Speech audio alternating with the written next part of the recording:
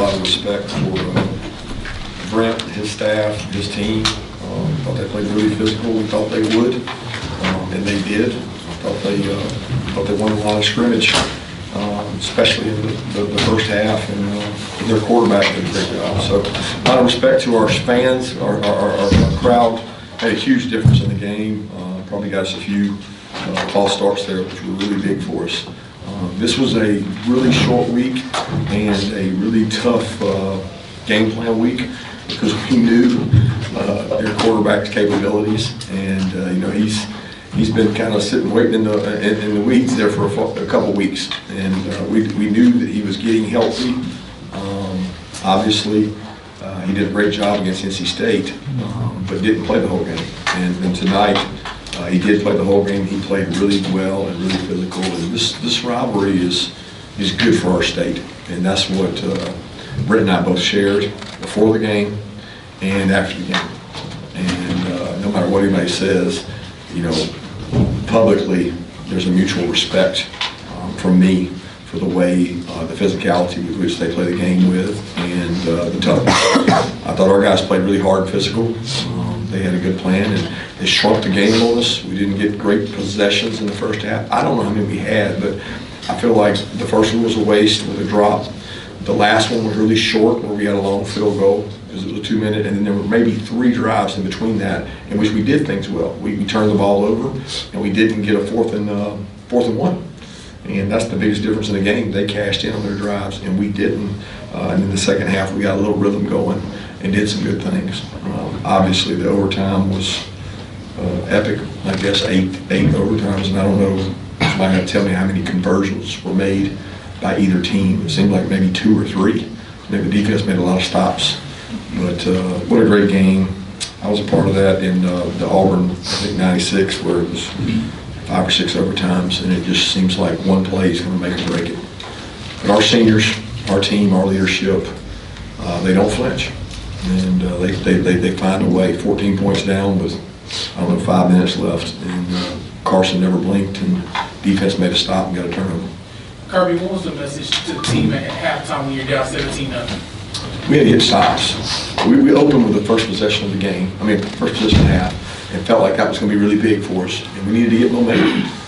We had to get stops on defense, and we knew we wouldn't get many possessions because they were going to eat the clock and run the ball, and that was the biggest difference is can we make every possession count and just do your job, because they really had not completely stopped our offense. You know? So it's hard to play that team from behind because they don't give you the ball much. Talking about seniors, Dan Jackson causes the fumble and gets the sack right there at the very end. Can you just talk about Dirty Dan Jackson? Man, to think that guy came to Georgia on his own without us even recruiting, and to make the plays he's made, that hit fumble will be one for the ages, because he wasn't just hitting a normal dude. That guy's a competitor. And a lot of respect for Dan. He didn't even have to come back this year. I mean, he debated whether he was going to play football again this year. I'm thinking about where we'd be without him. Just a lot of respect for him and his leadership, and really, you know, all these kids that want to go and transfer and change and do all this. You look at a guy like Dan Jackson. He is what college football is all about, guys. He's not asking for more money. He's not trying to go somewhere else. The guy just loves Georgia. When y'all prepare for games, do y'all ever go through 8 overtimes in that preparation? No. We simulate about once every 3 weeks where we get into the 2-point contest, but we typically stop around 2 or 3 just because you don't, you know, you carry 2-point plays, and we carry a lot of them, but I've never practiced that many. I think a couple weeks ago, before we went and played Texas, we did an overtime simulation similar to that, and just so the kids know the rules. And we went 2-point back and forth, but I think we added about 8,000 yards just changing the field. I saw some of y'all up and through. I got to figure out why y'all are sprinting back and forth. Did you know for sure that Dan had forced a fumble at the end? Because it was just sitting there. It didn't seem like anybody knew. It was just sitting there. I had no idea. Yeah. I thought they were going to review it and flip it until they showed it on the big deal up there. It would have been great if we had scooped and scored it and ran it in, you know, but I didn't know it came out. I thought it just stopped. You talk a lot about your team not riding the wave of emotions. What do you see from the players as those overtimes were going? As you said, a bunch of them weren't converted, just how they kept reacting as that overtime went on. I mean, it was weird. It seemed like every time somebody failed, they had to go again. I don't know why. It just seemed like it was like we failed, we got to go again. So you had to get over that. And then they would fail, and they had to go again. It was the back-to-back. It was almost like, I don't know, it was a battle of adversity, because the hardest thing to do is right after you fail on defense or offense, and you got to go right back out there and change ends. I mean, I just don't remember a game like that, out there. Coach, you used one of your 2-point conversions in the third quarter on that first touchdown. What was the thought process there? Yeah, interesting question. I'm not going to dig real deep in it. It's analytics, and we follow them almost to a T, and what our chart said. So it ended up looking really interesting because you kick an extra point to win the game. Kirby Carson's play in the fourth quarter after not getting much going early. I thought he played good the whole game. I mean, he had a couple of pressures that they did a nice job disguising the pressure. We took a sack. They got a really nice pressure package. They do a good job with that. He had some drops again. He doesn't let that frustrate him or stop him. He just continues to make plays, and the 2-minute drive was really good. He fired a couple seam routes in, got the ball out to the tight end, made some plays with his legs. I mean, I have to watch the tape to really know how he played, but I know how he leads, and I know how he competes. You said that he wasn't frustrated with those drops, but there was moments where it looked like he was frustrated, and Tate went up to him and talked, and he said that it was okay for him to show that emotion and be frustrated. So how do you talk with him at any point to make sure that he's checked in and not letting that get to him? Or? No, Carson's fine. Carson's not a real emotional guy. I mean, I'm sure he got frustrated. We all get frustrated, but Carson composes himself and goes and plays the next play. That's all he can do. He's seen it all and been around it. It's not something that stresses me out. And what else can be done, I guess, during practice to prevent these drops? I don't know that we can do anything else on that. I think show confidence in our guys and keep going back to them, and that's what we're going to do. Nate Frazier's freshman regular season ends with the 2-point try down there. Just think back to where he was at the beginning of the season. Where does he develop the most, and just what does it mean to see a freshman get a moment in a game like Yeah, this? he's developed the most of his pass pro. I thought he had a great pass pro pickup tonight. He understood. They had a good blitz scheme. He knew he had to block. He's gained so much confidence because he's had to take so many reps. We were without 2 or 3 linemen during the week. We lost Monroe. He was not able to practice for a couple of days, and Dylan was out, and then they both came back barely for the game.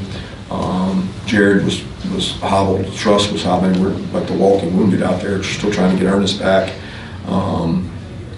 But Trevor's down. There's a lot of moving parts out there for those guys, and Nate has been the glue. He stepped up and played really big and runs really hard, and it makes you wonder if we gave him the ball earlier, we wouldn't have been out there as long. Y'all would have already been home, because he was going to score with that ball if he got it now. He hit the hole really hard.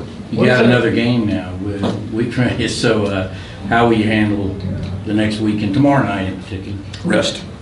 I mean, all we can do right now is rest. Our guys need a mental break. They need this day. I mean, tomorrow is one day, but it's a day that we don't know who we're going to play. They need recovery. This was a really short week, and it was a tough week. Remember, Tech played on Thursday night in this deal and called us on 2 days, and that always, you don't usually get that in our league, but you get that when you cross leagues and you move the game up. And a lot of respect for the way they played, the toughness they played with, and we got to run and play a stellar opponent, no matter who it is, next week, and it's going to be physical. And I told the guys in the locker room, you can rub your bruises and pout and do everything and say, I could have done better, but you better get ready to strap it on and play again. Kirby, were you guys expecting to see Aaron Philo, and how did that throw things off that he didn't play? They didn't throw it out at all. We expected to see Haynes King. We thought they might save his red shirt and not play him. What threw it off a little bit was Haynes King's ability to throw the ball, because everything we'd been told is his injury prevented him from throwing it. And you look at the previous 2 games, and he really didn't. And there was points in time at NC State that it was tight ball games. They were going to throw it. You would throw it with the guy, right? Well, they trusted it with Philo. So that was, our expectation was they were going to throw it with Philo, and they were going to do the other things. But Haynes came in and he threw the ball well, and really had some advantageous looks to throw it on, because we had everybody committed to the box. I mean, like, we played stuff that we ain't played since we played the old Georgia Tech. Like you had to play them different, and it was so different for our guys. We played defenses we never played, and that made it hard. Like, you can't 3 and out. I mean, 3 yards, those guys. And I mean, they do a great job. I mean, watching them play Miami, it was like, Miami's got some really pretty players out there, and they ran the ball. They did it on us. You guys finished the regular season 10-2 record. Do you feel like you've done enough to merit inclusion in the college football playoff? I don't get into that. I'm not biting on that. I'm worried about the SEC championship. That's for somebody else to decide. I'm proud of our guys, proud of the fight and the grit and the toughness, and that's really my focus. I mean, just keep getting better and don't ride the wave of emotion. Because if things went the other way on one of those plays tonight, we'd be playing next week for our lives to go in the playoff, right? So our opportunities in front of us, we got to go out and play well and play a good team. Coach, you want to talk about what you learned from your team each week? What did you learn from your team this week? That no matter if you got the hardest schedule in the country, hardest schedule probably in the history of Georgia, you keep fighting. You keep fighting. And everybody, wants a shot at you. Those guys played really hard tonight. They had a good game plan. They played well enough to win. I'm talking about Georgia Tech. But our guys found a way to win. And at the end of the day, that's what this is all about. It was like that was one of the longest post-game interactions that I've seen you ever do. Why did you think it was so important to talk with Key? Can you share a little bit about what you guys discussed? I just keep it between he and I. We're both competitors. We have respect for each other. We played during the same era. We played against each other. We recruited against each other. We don't get to share thoughts and ideas and break bread and tea very often. So when we get a chance to talk and show respect to each other, I think being competitors is a hard game. And nobody knows what it's like to sit on that sideline and go through that pain and the highs, the lows. We're going to win, we're going to lose, we're going to win, we're going to lose. I mean, he was emotionally spent, and so was I. And we probably know what each other goes through for our fan bases better than anybody. Nobody else has been in those shoes. They've had to deal with that and do that. And he's done a tremendous job turning that program around. Had Chauncey Bowens in, what's he doing? Chauncey got hurt in the last game. He's got a foot injury that he's trying to come back from. He got hurt in the UMass game. Kirby, you guys seen anything to decide to go with Frazier on the last one, or was it just? Well, I mean, as far as to hand it off to him, well, it had an option to throw it on there. Carson made a good decision. And in most plays that we were running at the end, everybody does. It's kind of you don't want to run a 2-point play where there's only one option. You're trying to run things that give you multiple options, and they did, and we did. It was interesting because Buster, was calling their 2 points, and he was here so long, and we're talking to our offense back and forth about what do you think this is? What do you think he's going to run next? I mean, we have a lot of the same plays in 2-point situations, and so it was unique. And I was after the time we ran Carson, which was it was a little different call. We thought we'd catch him off balance with all the passes and get it, and we didn't. I thought it was a great call by Mike to go back to what he went to, because this defensive guy, we've been thinking there's no way you'd run it there. But people were getting worn down. People were getting tired. We weren't getting open. So that kid's got an electric ability. He hit the whole hard, and I guess we blocked it right because it looked like it hit up in there. Kirby, what did you think of the 2-point shootout as a way to decide overtime, as opposed to playing it out the way it used to be? Well, if they played it out like it used to be, we might still be out there. That's what changed it. And that was a long, I look at this play, 84 plays. We played 84 plays on our defense, and then our offense had 69, which that's partly our own fault. But when you go to overtime now, it could be I was part of that game. And the reason they changed that was because of that. I mean, we got to play another game next week. So somebody's sitting out there keep playing.